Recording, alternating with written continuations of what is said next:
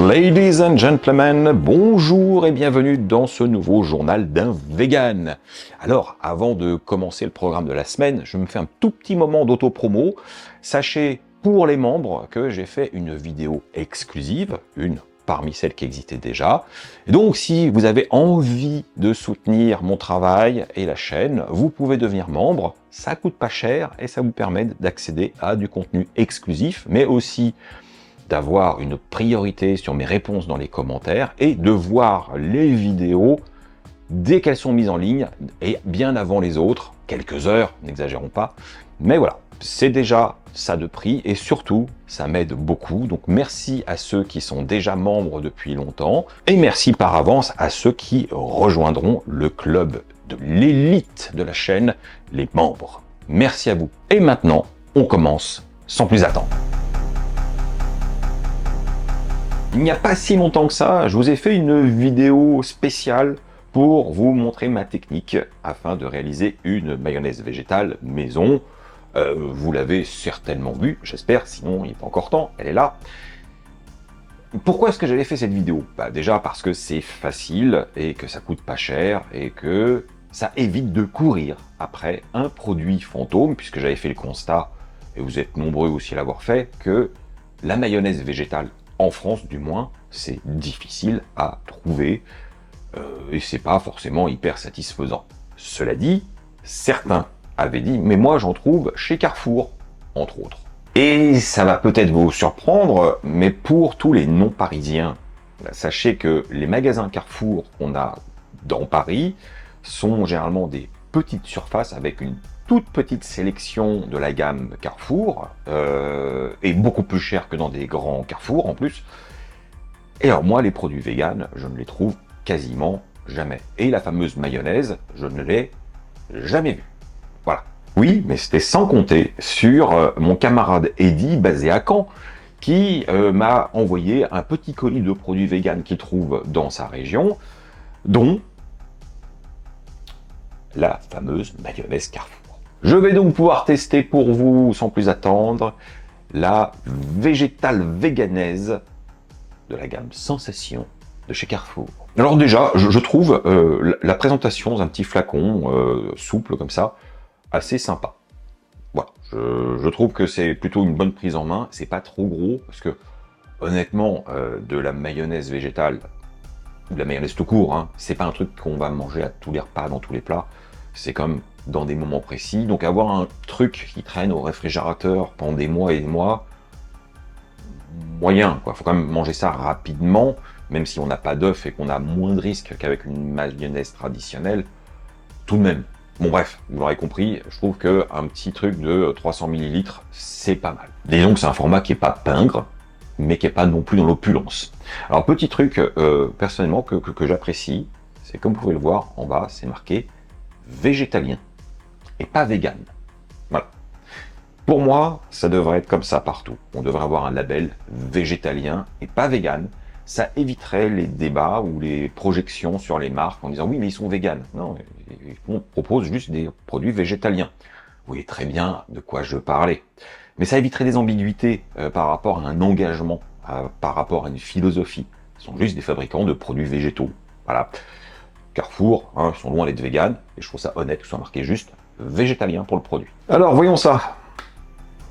Bon, voilà, on est sur le petit truc classique, on a le petit, la petite valve, donc ça sent pas grand-chose.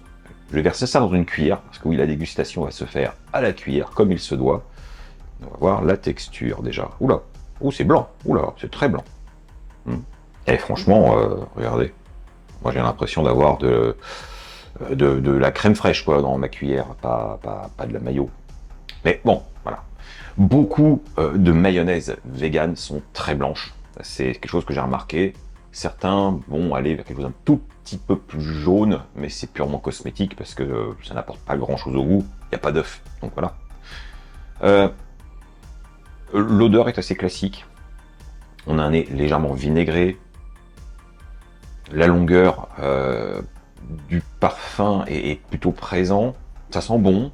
C'est conforme à ce qu'on peut attendre d'une mayonnaise industrielle. Et c'est bien là que je mets mon étalonnage d'appréciation. mayonnaise industrielle, faut être honnête. Bon, la texture est plutôt épaisse, mais je la sens un peu... Ouais. J'ai pas joué pour en mettre par terre, mais je la sens un peu coulante. Ce qui est plutôt bien, mais on n'est pas sur une mayo complètement ferme, évidemment. Allez, hop, dans le bec.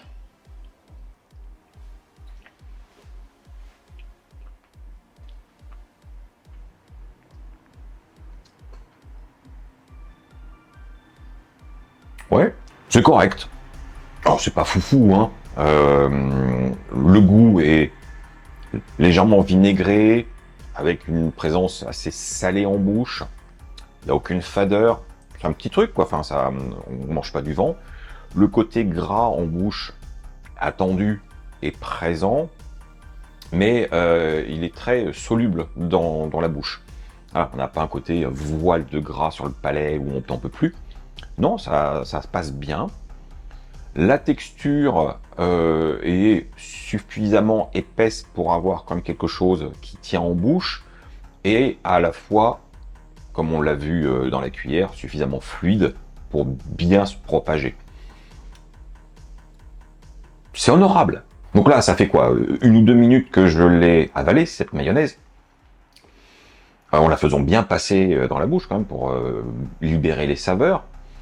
Le goût a déjà disparu. Donc on n'est pas sur quelque chose qui perdure, qui s'accroche aux papilles, et donc qui pourrait dénaturer un peu trop une dégustation dans un plat. Typiquement, exemple, vous faites un bon burger avec une assiette de frites, vous voulez mettre de la mayo avec vos frites, parce que ça se fait, oui, les Français sont pas habitués, mais je suis sûr qu'ailleurs, vous savez ce que ça veut dire que de mettre de la mayo avec les frites. Moi j'aime beaucoup. C'est cohérent. Je me dis que si je prends des frites avec ça, je vais avoir mon petit côté mayo qui fait plaisir. Ça va disparaître. J'ai passé à mon burger, prendre une bouchée et j'aurai pas toujours cette note de mayo qui va accompagner chaque bouchée. Donc en ça, elle est bien. Bon, je pense que j'ai fait le tour de la question. Je peux pas vous dire le prix puisque je ne le connais pas, mais on est quand même sur un produit distributeur, donc j'estime qu'il devrait être relativement doux. Enfin, j'espère. Enfin, allez voir sur le site de Carrefour, voir à titre indicatif combien ça peut être vendu, ça. En tout cas, l'expérience est satisfaisante. Là où j'ai peut-être un regret, mais même pas, puisque je m'attendais à rien d'extraordinaire, c'est justement, c'est pas un produit extraordinaire. Ça passe, ça fait le boulot. On veut une mayo, bah on l'a. Maintenant, ça manque de finesse, ça manque de caractère un petit peu particulier. On sent le côté industriel. Voilà, c'est fait correctement, mais c'est pas fou non plus. Je m'en referai pas des cuillères, par gourmandise. Non. Donc, encore une fois, grand merci à Eddy qui m'a permis de découvrir cette mayonnaise végétale de chez Carrefour. Et j'aimerais bien avoir votre opinion à vous. Si vous l'avez déjà goûté, est-ce que vous l'appréciez? Est-ce que c'est un classique quand vous faites vos courses, prenez toujours un petit flacon chez Carrefour pour l'avoir sous la main? Ou est-ce que vous êtes déçu? Bah dites-moi tout. Si vous êtes des habitués ou des abonnés de longue date, vous connaissez un petit peu mes goûts culturels de manière générale. Et en matière de films ou de séries, c'est vrai, j'ai plutôt un appétit pour tout ce qui est fantastique, science-fiction, horreur, thriller, humour décalé, des trucs un peu sombres de manière générale. Je suis pas trop dans le délire de la série dont je vais vous parler. Et pourtant, j'avoue, je me suis fait avoir. Je suis rentré dedans. Et ouais, ça peut arriver même au meilleur. Hein. Cette série s'appelle Virgin River, est disponible sur Netflix. Il y a déjà 6 saisons disponibles et une 7e est en cours de production. C'est une série, c'est là que le thème de se dire, ah ouais, un drame romantique. Ouais. Même moi, ça me fait rire. J'ironise. Je vous fais un petit peu l'histoire, hein, dans les grandes lignes. On va suivre une infirmière qui, suite à un drame personnel, se retrouve à accepter un poste dans une petite ville de la Californie du Nord, Virgin River, pour assister un vieux médecin dans vraiment une petite ville. On n'est pas à l'état d'un village, mais pas loin, quoi. Et bien sûr, elle va tomber sous le charme du barman. Ah, je vous le vends bien, hein. Et bien sûr, tout ça ne sera pas si simple, tant dans son intégration dans cette petite communauté très soudée, avec tous les commérages, ragots et tout ce qui peut aller ensemble, mais même dans son histoire sentimentale ou professionnelle, il y a toujours quelque chose qui va pas. Et on s'attache au personnage. J'ai trouvé la série assez rythmée, avec des bonnes intrigues, même si les rebondissements, honnêtement, parfois, c'est des grosses ficelles, bah ça fonctionne. Et honnêtement, avec Laura, on a tout regardé de bon cœur, on a passé un très bon moment. Je dirais même qu'on a hâte de voir la 7e saison, en espérant que ce soit la dernière, parce qu'à un moment, il faut conclure. Mais c'est fluide, ça fait un moment de relaxation. Alors, intellectuellement, vous n'êtes pas stimulé, hein, ça c'est sûr. Même en termes d'imaginaire, on est un peu au ras des pâquerettes. Mais de temps en temps, voilà, c'est acceptable. Et franchement, si vous avez envie de vous détendre et de vous laisser porter par la vie des autres dans tous leurs drames inutiles, allez-y. Virgin River, c'est fait pour vous. C'est un très bon moment à passer. Les détracteurs de l'alimentation végétale ont souvent comme argument qu'on mange principalement des aliments transformés. Ça vous agace? Et pourtant, vous savez quoi? Ben, ils ont raison. Et même au sein du mouvement vegan, végétarien, végétalien, il y a une petite partie de personnes qui estiment qu'il faut absolument fuir tout ce qui est produits transformés et ultra transformés. Vous en faites peut-être même partie, je sais que parmi vous, il y en a qui sont très sensibles à la question et qui me disent régulièrement que ce que je propose comme produits dans mes tests sont des produits ultra transformés, que c'est pas terrible. Et c'est là qu'on va avoir un désaccord. Oui, l'alimentation ultra transformée, c'est un fait. Elle est là, elle est dans nos rayons, et elle fait partie de l'innovation dans ce que j'appelle la food tech végétale.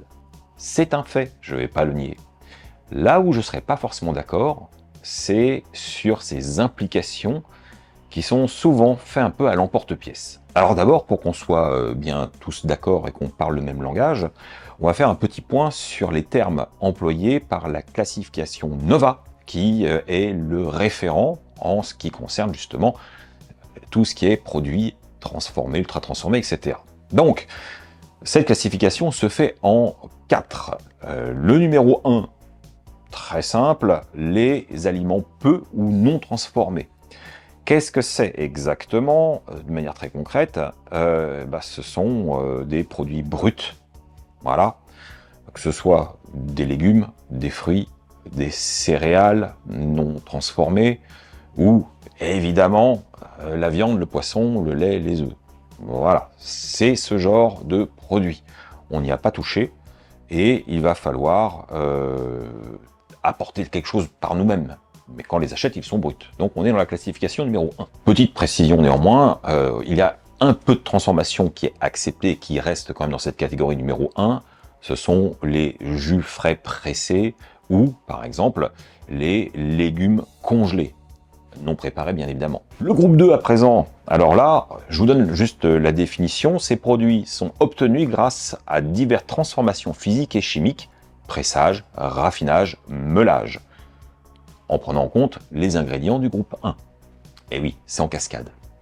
Donc ça veut dire que vous allez retrouver là-dedans de la soupe, des bouillons, de l'huile, du sucre, des graisses, le vinaigre, le lait de coco, la fécule, le sirop d'érable. Voilà. Ce sont des produits qui ont subi une petite transformation, mais qui changent tout, malgré tout. Le groupe 3 à présent, alors ça va être un tout petit peu plus technique, mais rassurez-vous, c'est assez simple à comprendre.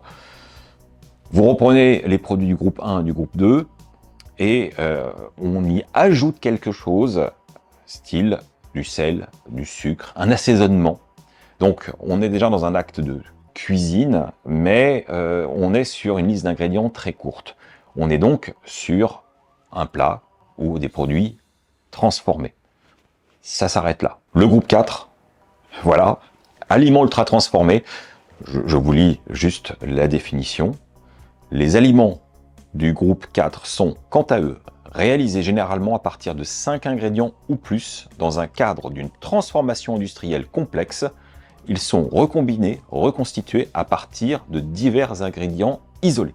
Alors là, forcément, c'est pour ça que souvent je parle d'un langage abusif quand on va nous dire qu'on mange que des produits ultra transformés, parce que c'est factuel.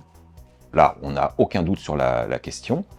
En revanche, tout est ultra transformé dans le commerce, finalement.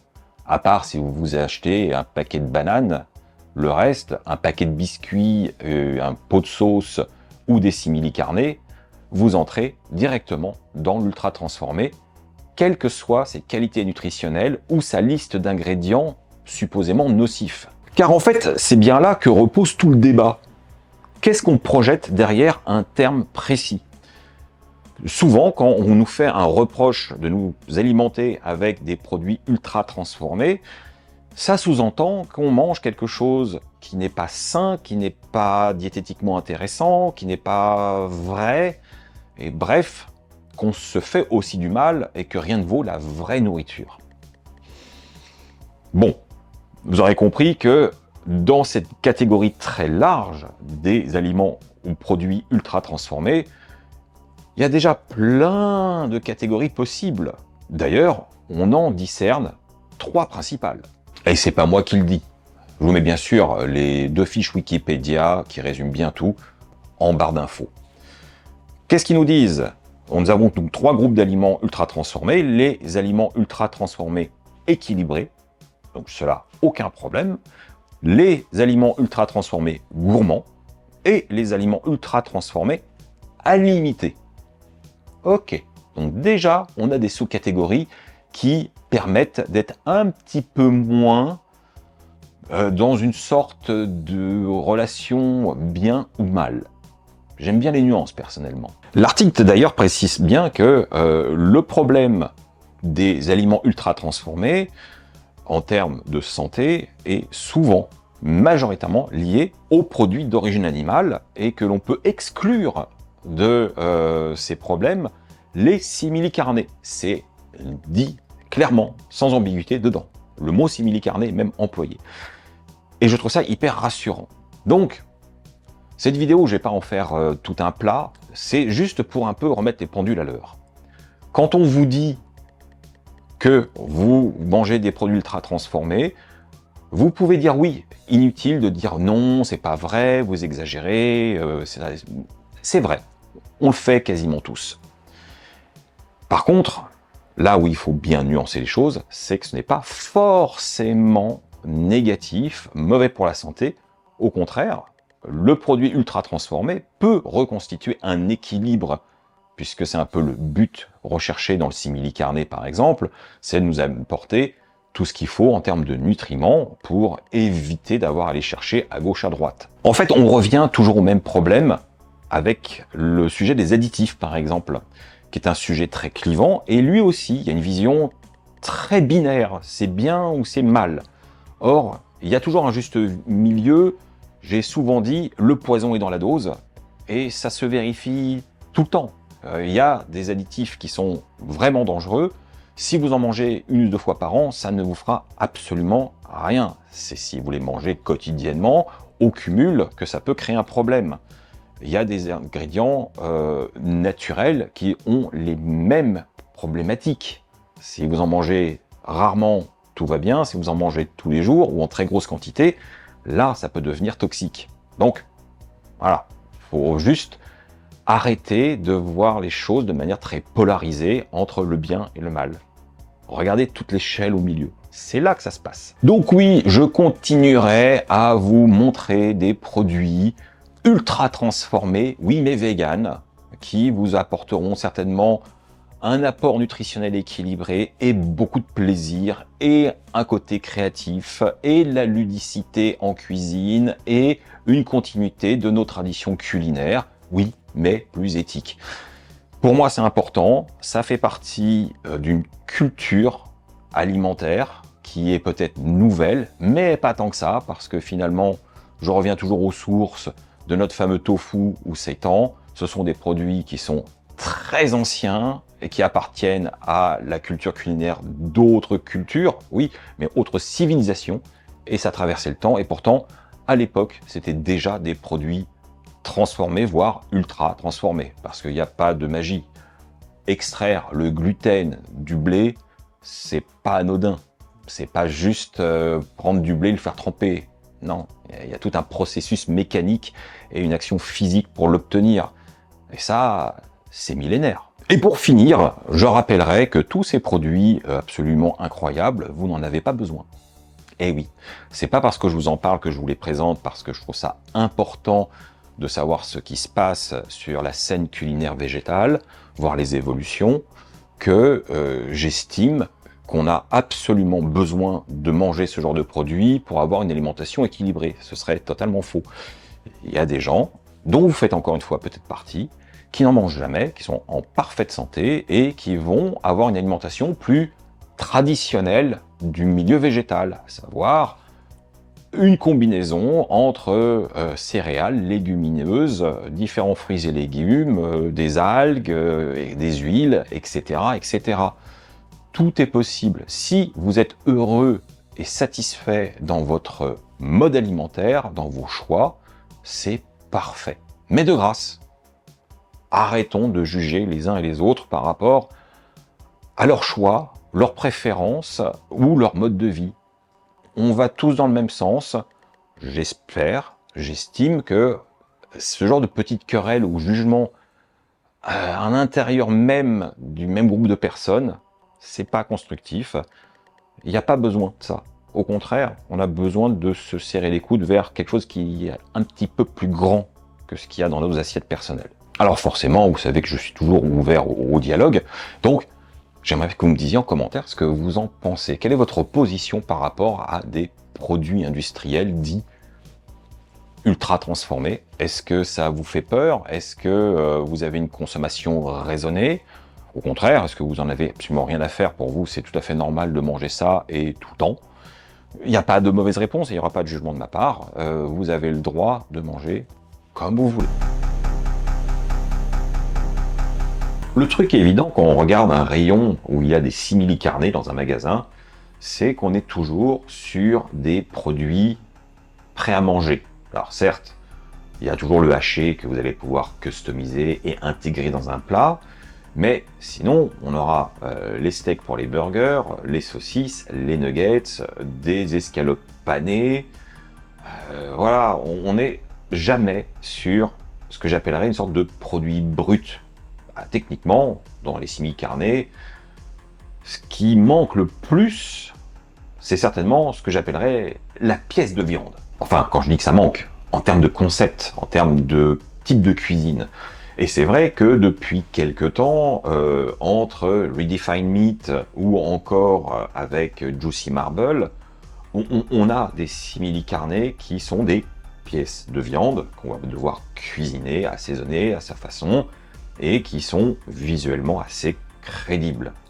Mais tout ça, ça reste comme des produits un petit peu d'exception, très onéreux, et pas facile à trouver hors de sites spécialisés, c'est clair. Heureusement, il y a aussi Planted, la marque suisse, qui a fait quelque chose. Et d'ailleurs, ça fait plusieurs mois que certains d'entre vous me disent « Mais tu n'as pas parlé des steaks Planted, comment ça se fait? C'est incroyable !» Eh bien, la bonne raison, c'est que les steaks Planted, jusqu'à présent, étaient une exclusivité dans les magasins Carrefour. Donc vous pouvez trouver d'autres références de la marque dans d'autres magasins, mais ça, pas du tout. C'était Carrefour ou rien. Et comme je l'ai déjà évoqué dans le précédent sujet autour des mayonnaises, Carrefour, dans Paris, c'est vraiment très mal achalandé quand on cherche des choses très spécifiques. Il faut forcément qu'on aille en banlieue ou qu'on nous les ramène d'une ville de province. Donc c'est pas facile pour tester ce genre de choses. Sauf que, il y a une semaine, j'ai été à un salon professionnel et il y avait un stand Planted et on a discuté et c'est pour ça que je sais qu'il y avait une exclue Carrefour qui est achevée à présent. Donc ils vont avoir une meilleure diffusion et ils m'ont filé leurs produits. Donc, je suis content. Je vais enfin pouvoir tester. Voici donc le fameux steak Planted. Et alors, quand je vois la photo et que je vois le truc sous vide,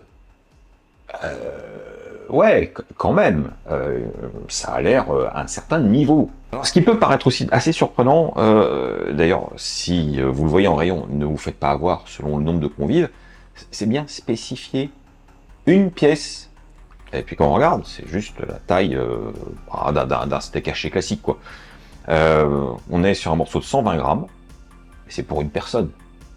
Donc voilà. Donc voilà, pensez-y hein, en faisant vos courses, c'est pour une personne. Le truc avec ce steak, c'est que c'est une base de soja, certes, mais c'est un produit qui est fermenté. Et ça, c'est très inhabituel. Et bien sûr, une fermentation, ça joue sur les saveurs et sur les textures. Donc, je ne sais pas à quoi m'attendre.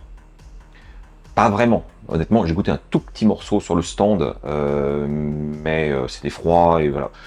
Et j'ai été surpris sur la texture et le goût, mais je ne savais pas trop quoi en penser. Là, j'ai le cuisiné correctement, enfin, je l'ai réchauffé à la poêle, le faire griller, et le tester dans de bonnes conditions, avec une bonne température. Donc j'espère avoir une révélation. Alors, non seulement ils m'ont filé le fameux steak que l'on connaît, enfin, que vous connaissez, parce que voilà, ça va être maintenant, ok, mais aussi une petite exclusivité qui va arriver sur le marché au mois de juin, c'est le steak, dans une autre version, plus pour le barbecue, mariné dans du paprika. Et là, par contre, 2 pièces. Je me dis, tiens, c'est bizarre d'avoir fait ce choix. J'ai regardé, on est sur la même compo, sauf que là, on est sur des steaks qui sont certainement moins gros, puisqu'on a 160 grammes ici, et là, on a 120 grammes pour une pièce. Voilà. Ah, et puis, comme je sais que ça en intéresse certains d'entre vous, je vais vous donner comme quelques chiffres. On est sur un produit qui est assez riche en protéines, puisque nous sommes à 17 grammes de protéines au 100 grammes. C'est bien. Et c'est aussi enrichi en B12, soit 72% des apports journaliers, et en fer, soit 25% des apports journaliers. C'est bien. Les amis, je viens de sortir le steak de son emballage. N'ayez pas peur, je vous le montre. Voilà. Oh, oh, le jus. Oh, oui, oui. Ceci n'est pas de la viande, je le rappelle. Hein. C'est complètement végétal. Et pourtant, visuellement, là, je fais ouh. Ouais. Alors, au-delà du visuel, j'ai comme lu les instructions. Il va falloir le cuire à la poêle avec un petit peu de matière grasse. Et surtout, il est précisé justement de l'éponger avec un essuie-tout avant de le cuire. La poêle est chaude, donc matière grasse. Alors pour ce type de produit, moi ce sera margarine. Pour faire une sorte de beurre mousseux, ce sera quand même mieux. Et donc, c'est parti. 3 à 4 minutes par face. Ah, j'en profite pendant que ça cuit. Je vous ai pas parlé de l'odeur du produit non cuit. Et j'y pense parce que c'est en train de cuire et qu'il y a un parfum. Ça ne sent pas du tout le cadavre. Parce que le visuel, quand même, on se dit, ah, il n'y a pas d'odeur dérangeante, ça sent pas la boucherie à plein nez. Loin de là. Allez, on retourne. Ah, ça a bien marqué en surface. C'est beau. Bien, voilà qui est fait. Alors, comme vous pouvez le constater, ça ressemble un petit peu à un morceau de seitan qu'on aurait fait griller à la poêle. Ça perd un petit peu de son côté très carné. Cela dit, c'est peut-être à l'intérieur que ça va se passer. Voyons ça.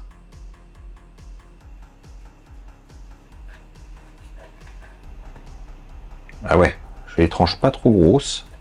On voit déjà qu'il y a une vraie fibre qui se détache. C'est assez impressionnant. Et puis, oh là là, mais regardez-moi ça. C'est saignant. Je sais pas pour vous, hein, mais moi quand je vois ça, je vois de la viande. Hein. Regardez-moi ça de plus près. C'est C'est perturbant. Niveau odeur, il n'y a pas de mauvais trucs qui se dégagent. J'ai pas, par contre, un nez carné de viande cuite non plus. Tant mieux. Ça sent pas mauvais. Goûtons.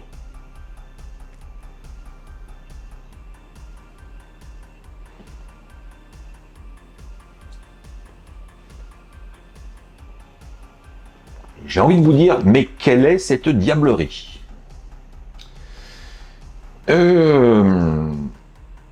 J'ai l'impression, dans des vieux souvenirs, de retrouver un morceau de steak. J'en ai pas beaucoup mangé dans ma vie parce que j'aimais pas ça.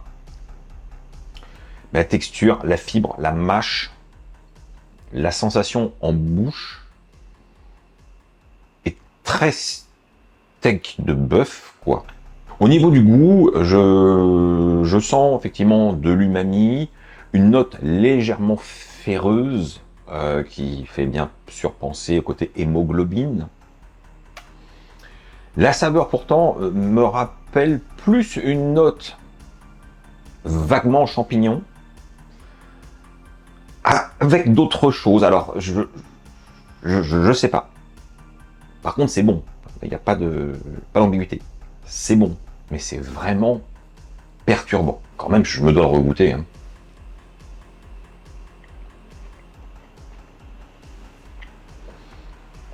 J'ai jamais mangé un simili carné comme ça. Hein.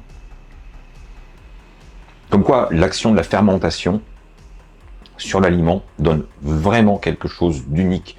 Parce que quand on regarde la composition, il n'y a pas grand-chose dedans. Il n'y a pas d'additifs, il n'y a pas de magie.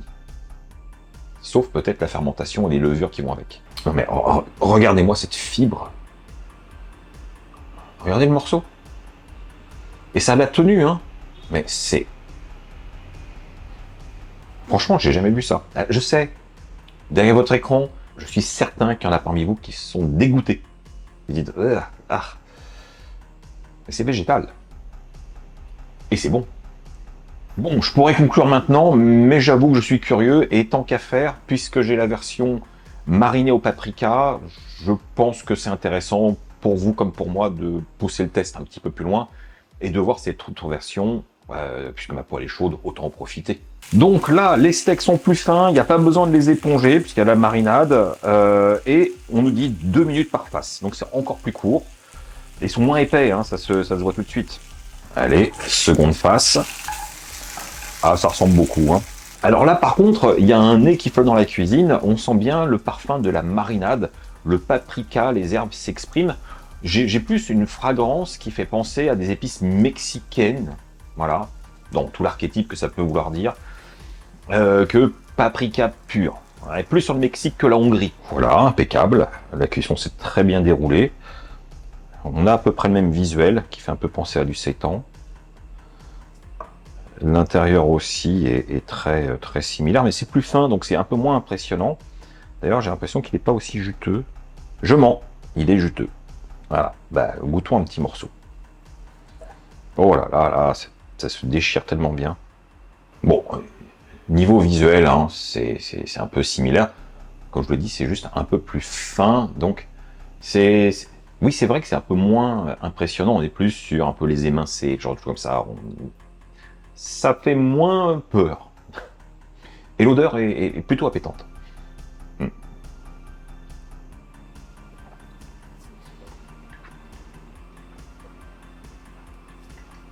C'est vraiment très bon. On sent bien le caractère de la marinade, ça apporte quelque chose en plus. Malgré tout, je vous l'avoue, j'ai préféré la première version en termes de mâche. Le fait que ce soit un peu plus fin, c'est tout à fait plaisant, la texture on la retrouve, mais j'aimais bien cette épaisseur, ça donne une mâche plus intense, si vous voyez bien ce que je veux dire. Là, c'est un peu plus facile d'accès. L'autre, il y a plus de challenge, mais j'aime bien le challenge. Donc, c'est un bon produit. La pertinence d'avoir aromatisé avec une marinade, je la vois totalement et je valide. Le fait de faire plus fin aussi pour que ça puisse griller sur une plancha ou sur un barbecue, c'est malin. Donc, rien à redire. Après, voilà, très personnellement, même si j'aime beaucoup les saveurs qui se dégagent de cette version paprika, la version nature me plaît davantage, simplement parce que ça permet de penser à des recettes, d'être créatif, de l'intégrer dans un repas, de travailler une petite sauce maison qui irait bien avec anciennement une pièce de viande et la végétaliser pour voilà, continuer quelque chose en termes de tradition culinaire. Ça m'inspire plus. Ça, c'est plus prêt à consommer. Et on retourne dans le concept qu'on connaît déjà, bien que, encore une fois, la texture est folle et la saveur est unique. Donc enfin, conclusion, merci à ceux qui m'ont recommandé de parler de ce produit. Merci à Plenty de m'en avoir filé, comme ça au moins c'est fait. C'est une sacrée expérience, mais j'estime qu'elle n'est pas pour tout le monde. Ce sont des produits qui sont vraiment destinés à un public, on va dire, en transition, attaché à la viande, ou à des gens comme moi qui aiment bien tout ce qui est végétal sans concession.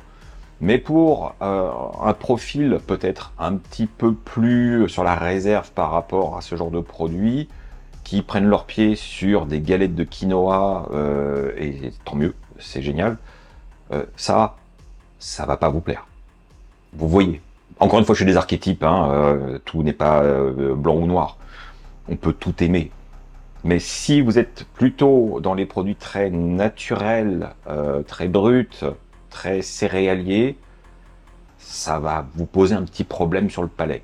Si vous êtes curieux ou vous faites partie des véganes qui ont encore un souvenir ému de certaines saveurs de la viande, peut-être que vous allez retrouver des plaisirs perdus. Peut-être. En tout cas, je suis impressionné. Je ne sais pas comment Plenty a réussi à faire ce tour de force. Surtout quand on voit la liste des ingrédients où il y a vraiment pas grand-chose. Je sais pas. Donc bravo à eux. Et dites-moi en commentaire si vous l'avez goûté et quel a été votre sentiment, voire émotion face au produit. Comme dit le dicton, en avril, ne te découvre pas d'un fil. Voilà, c'est dit, c'est fait. Et pourtant, je suis dehors. Et pourtant, aujourd'hui, je vous emmène vers un food truck. Donc, en extérieur, on est à la bibliothèque François Mitterrand, face au cinéma MK2, où se regroupent différents food trucks, dont un très célèbre de burger, le camion qui fume. Alors bon, pour ceux qui ne connaissent pas le camion qui fume, c'est presque normal si vous êtes végétarien ou végétalien de longue date, puisqu'ils n'ont aucune option, du moins jusqu'à aujourd'hui. C'est pour ça que je suis là. Ils ont une collaboration avec la marque Redefine Meat, dont je vous ai largement déjà parlé. Et qui leur a conçu un burger vegan? C'est Ludovic de Jimmy Street Food. Donc concrètement, ça veut dire quoi? Que vous allez pouvoir manger en version street food avec le food truck un bon burger vegan, enfin bon, j'espère. Mais aussi, vous pourrez le trouver dans les autres points de vente du camion qui fume. Il y en a différents à Paris et ce sera jusqu'au 1er juin. Et en espérant que ça marche bien et que ça continue encore et encore, qu'il y ait une référence vegan tout le temps.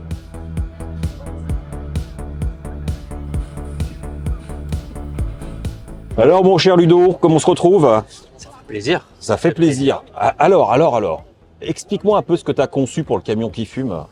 Alors, du coup, pour cette collaboration avec le camion qui fume, c'est leur premier burger vegan Bah oui. depuis l'histoire, enfin depuis le début de l'histoire. C'est quand même les historiques des food trucks à Paris et des burgers un peu à l'américaine, ce qui sont là depuis 2010 ou 2011 de mémoire. Oui, ils ont bonne réputation en plus. Ouais. Pour les mangeurs de viande, j'entends. Pour les mangeurs de viande. Du coup, là, c'était dans l'idée de réunir tout le monde et d'avoir toujours ce plaisir du burger en version 100% végétale. Du coup, on a un bun boulanger qui est fait par leur boulanger, qui a vraiment retravaillé un bun vegan très moelleux. Donc il n'y a pas de dorure à l'œuf, il n'y a pas de lait ni de beurre fondu, on est bien clean comme il se doit. Super. Tout comme il faut. On a une mayonnaise al pastor. Qu'est-ce que c'est? Alors, le al pastor, c'est une marinade mexicaine à la base, qui va surtout sur le porc. C'est un peu la version mexicaine du kebab pour aller plus vite. D'accord. Donc là, je l'ai un peu twisté pour le mettre dans une mayonnaise, garder un peu l'onctuosité de la mayonnaise, un peu les goûts les goûts un peu nouveaux qu'on connaît pas forcément du Al Pastor avec des piments différents qui sont des piments relativement doux. On Oh, n'est pas sur quelque chose de très piquant. Il en faut pour tout le monde. c'est relevé, mais au moins on C'est un petit sort peu du relevé. concept maillot Voilà. ketchup, quoi. Voilà. Ok. On a essayé d'amener ça un petit peu plus loin. Tu connais. Ouais. Après, on a le steak Redefined Meat. Oh yeah. On a la sauce fromagère. Pour ceux qui étaient venus au restaurant, vous la connaissez. La fameuse sauce C'est la secrète Jimmy. Exactement. Eh oui, on l'aime. Ça coule partout. Exactement, voilà. Très crémeuse, généreuse, bien comme il faut. Et après, on a des pickles de jalapenos et Oh. d'oignons rouges. Oh, Voilà. c'est bien. Et ça s'annonce bien. Ça, moi, je l'aime bien. Ben, ça a intérêt à être bon parce que j'ai faim. Bah, Et je vais pas te faire de cadeaux, hein, comme ah non, d'habitude. on connaît. Oh là là. Merci Ludo. Avec plaisir. Et voilà. Alors, qu'est-ce qu'on a dans ce sac magique?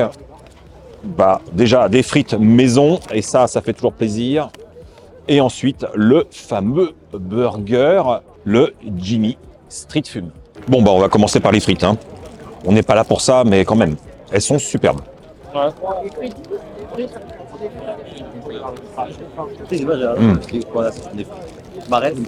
Elles sont très bien faites. Classique. On voit que c'est la frite fraîche. Parfaitement cuite. Croustillante. Bon, ça, c'est top, c'est validé. Maintenant, on voit la suite. Allez, c'est parti. Voilà la bête, les amis. Ça donne envie, on peut dire. Ça donne envie. Alors, je retire le pic parce que ça, hein, moyen. Et c'est parti. Oui, un petit peu de... Ah, c'est ça, Laura.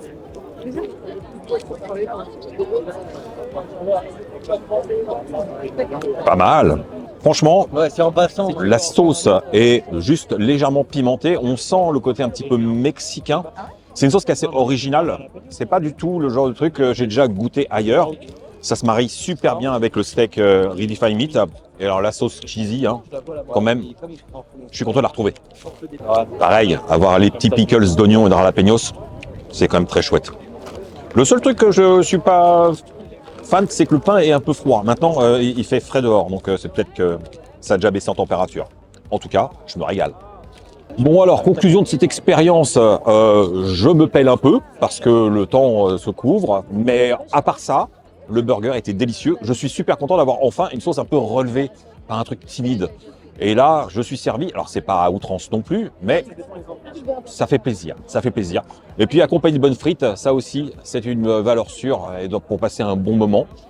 Donc, j'ai rien à redire, c'était bon, profitez-en. Donc je vous l'ai dit, c'est jusqu'au 1er juin dans tous les camions qui fument. Voilà, c'est déjà pas mal. Espérons que ça reste à la carte, mais ça, rien ne le garantit. On se retrouve en cuisine, c'est pour bricoler un bon petit truc à manger.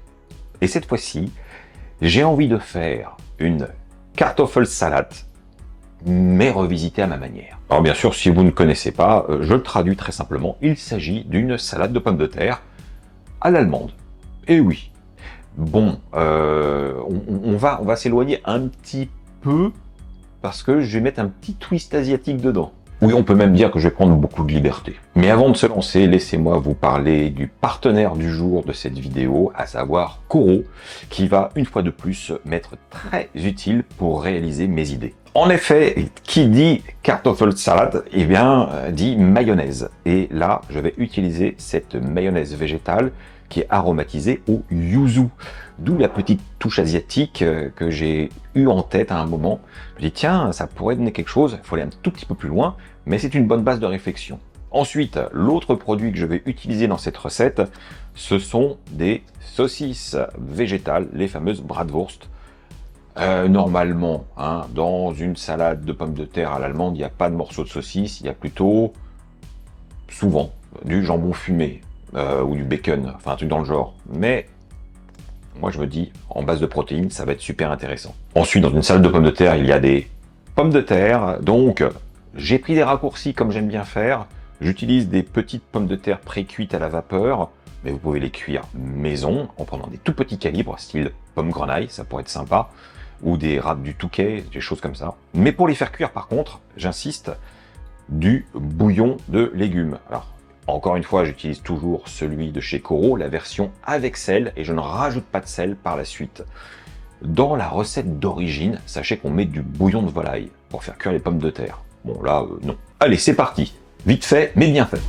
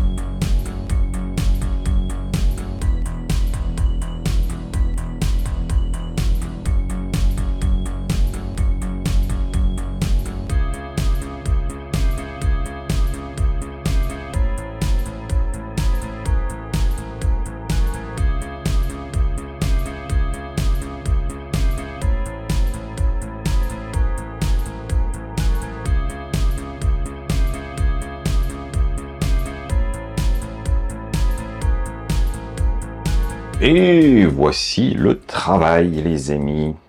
J'ai envie d'y aller. J'ai faim. Ça me donne, en plus, l'eau à la bouche. C'est une recette qui est vraiment très rapide à préparer, très simple, aucune prise de tête.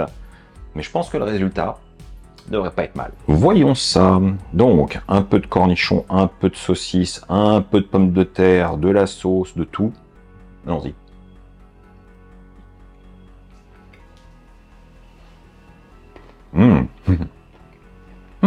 Bah, ça se confirme. C'est très bon. C'est très bon. Alors, déjà, la chose que je trouve, c'est que cette mayonnaise végétale au yuzu de Koro, elle est suffisamment bien aromatisée pour que, malgré l'ensemble des goûts que j'ai apporté à cette salade de pommes de terre, le yuzu est encore bien là. Il est distinctif au niveau des goûts, ce qui fait plaisir. Ensuite, cette mayonnaise, elle est bien nappante. Il y en a juste ce qu'il faut. Il n'y a pas trop, pas assez. Ça donne la gourmandise. Le côté gras gourmand, tout va bien. Génial.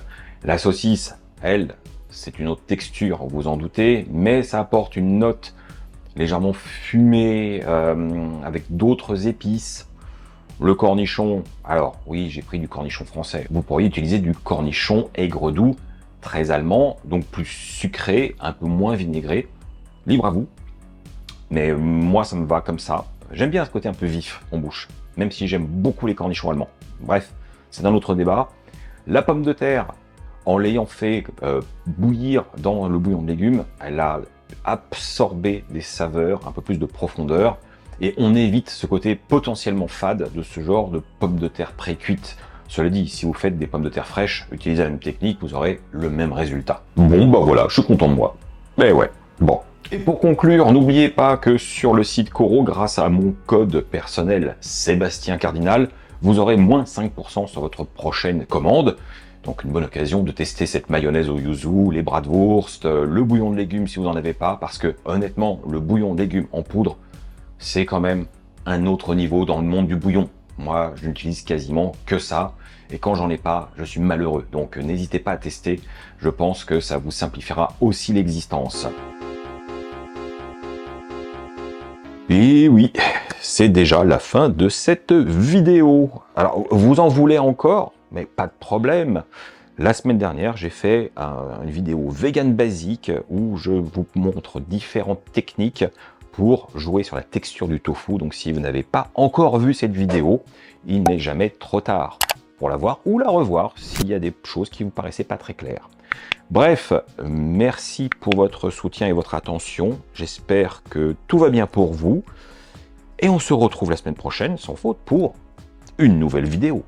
Tchuss!